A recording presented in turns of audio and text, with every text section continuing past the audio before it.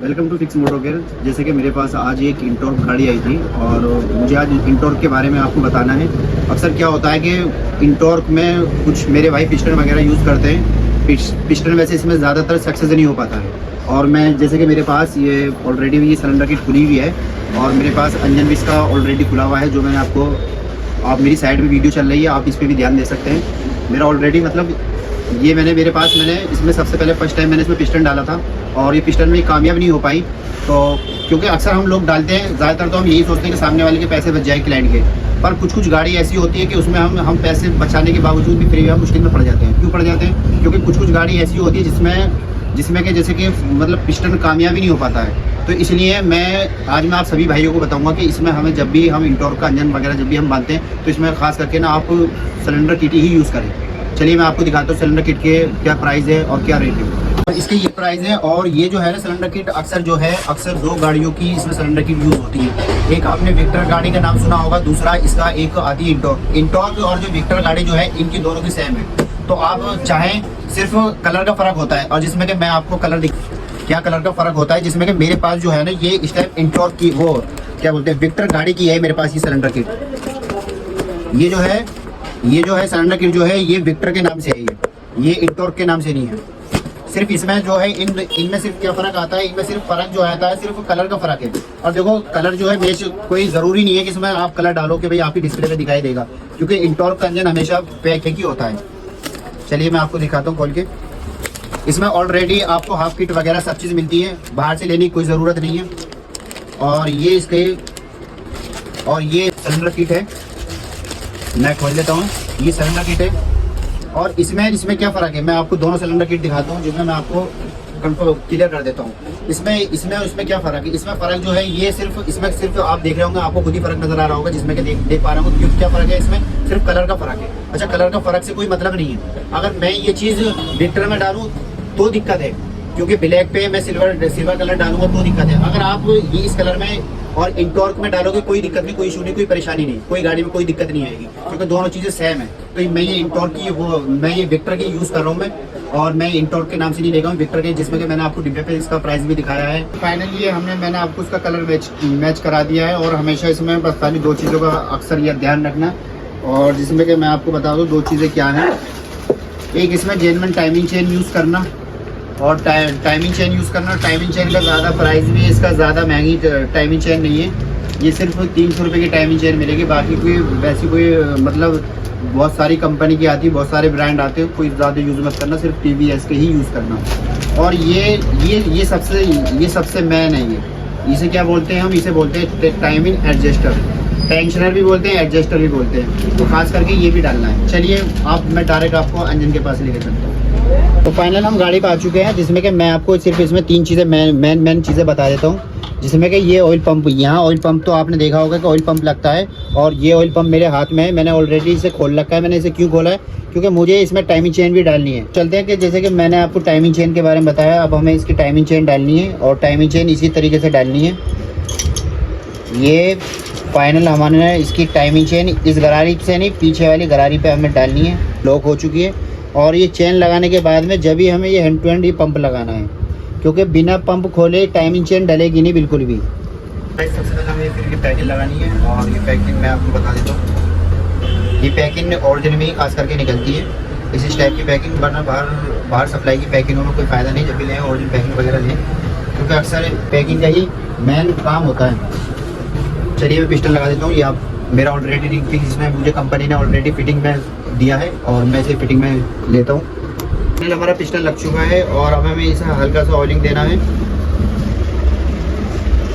Oiling से यह है कि हमारे रिंग जो है वो अच्छी तरीके से कवर हो जाएंगे। और अक्सर जो है सिलेंडर किट में मतलब ज़्यादातर जो है रिंगों की ज़्यादा खेल होता है। हो सके तो थोड़ा सा इस पर भी सिलेंडर पे तेल लगा लो। ओहो, ये ज़्यादा डल गया, पर आप ये ऐसी गलती मत करना, क्योंकि मुझसे जब भी गलती होती है सिलेंडर पे गलती होती है। चलिए मैं इसे फाइनल लगा देता हूँ, आप वीडियो में बने रहें। और ये मैं जैसे भी आपको हमेशा समझाता हूँ, ये हमें इस तरीके से आड़ा लेना है।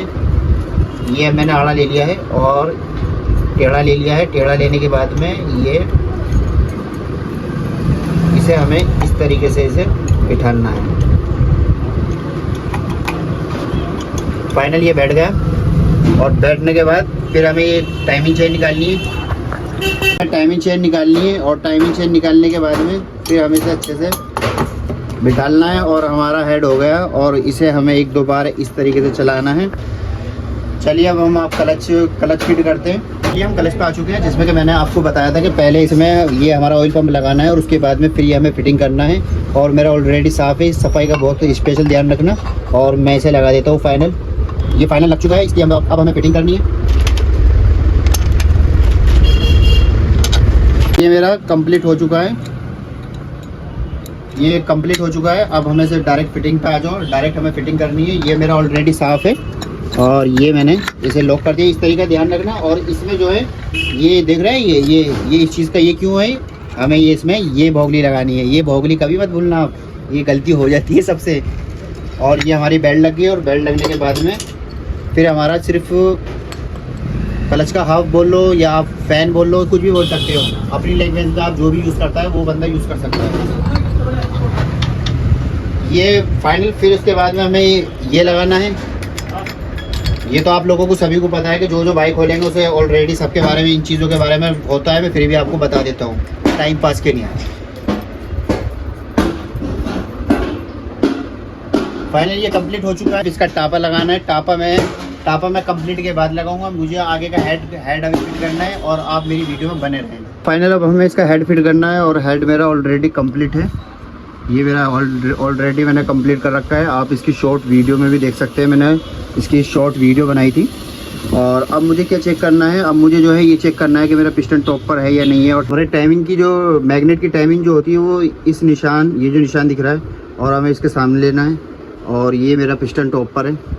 तो हेड फिटिंग शुरू करते हैं। हमें ये टाइमिंग पैड लगाना होगा, क्योंकि हेड लगाने से पहले ये टाइमिंग पैड लगाना है हमें। और ये टाइमिंग पैड हमारा लग चुका है। अब हमें पैकिंग लगानी है, लगाना है। हेड मेरा ऑलरेडी कंप्लीट है, आप देख सकते हैं।